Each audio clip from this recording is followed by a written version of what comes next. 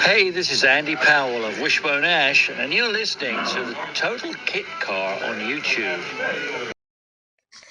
Hi, my name's Steve Hull, editor of TKC Mag and totalkitcar.com. Welcome along to the Total Kit Car YouTube channel for another episode in our History File series. Today, a shortish little video. I'm doing my best to keep these things under control in terms of time now, and I'm achieving that a little bit, I think. So we've got another, I wouldn't call them a short, but I've got another sort of shorter video today, voiceover today, on a very well thought of car. It's been around the industry for many years. I'm not sure that you can currently buy one, I may be wrong, but it first appeared in 1984, and the car I'm going to be talking about is the Ronart. People often say, where's that name come from? Well, it's quite straightforward really.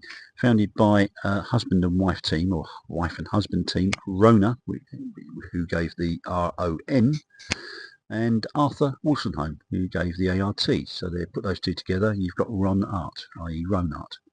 First product was the W152. They were inspired to do that car when they visited, I think, the Daimler-Benz Museum, or Mercedes-Benz Museum in Stuttgart, in Germany. Arthur had previously restored a few vehicles, including some, I think, classic motorbikes as well. Clearly, it was a wondrous, it wasn't a replica, but it was a wondrous, shall we say, approximation, I suppose, of a Silver Arrows GP racer, Auto Union, that type of car, based on Jaguar XJ6 underpinnings and lovely XK engines. Chassis was by, initially anyway, in the early days, by Spider Engineering. The model itself was called the Alley Cat because it had an aluminium body and it was based on Jaguar. Quite straightforward really. Prototype made its debut at the, I think actually, the National Classic Car Show, 1984, I think was at the NEC. Clearly, as I said, Arthur was inspired by post-war Grand Prix racers.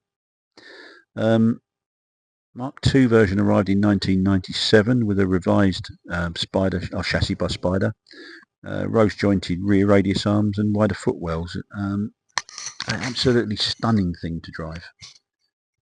I suppose you could put it in the same sort of sphere as the Nelson S350 and the Cougar Sports, of course. If you want that sort of look, then look no further really. When Arthur relaunched, well, he came out, he resurrected the Van Wall mark in 2006. He also placed the Ronart models under that banner for a time. They, I think, literally traded under the Arthur Wolstenholme Alley Cat name for the first couple of years. Ronart cars came on song in 1987. Van Wall from 2006. Could well have been over 100, maybe 125 Ronarts. Again, I may be wrong on that, but that's talking to people over the years and kind of insider knowledge, I suppose.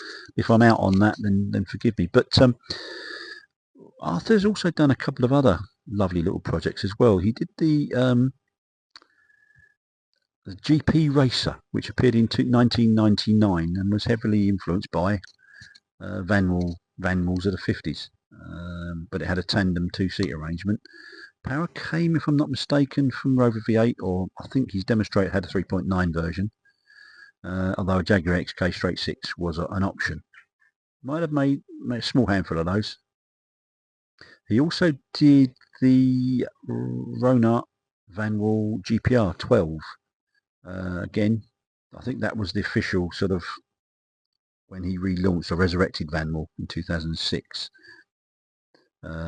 Beautiful, absolutely beautiful level of build, as you would always expect from a Ronart product.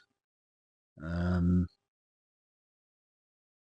maybe 3 of those were sold.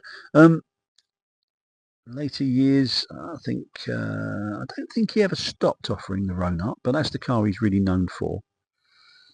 He may have had a little hiatus while he was doing other things with Van Wall, but I think you could always buy a Ronart W152.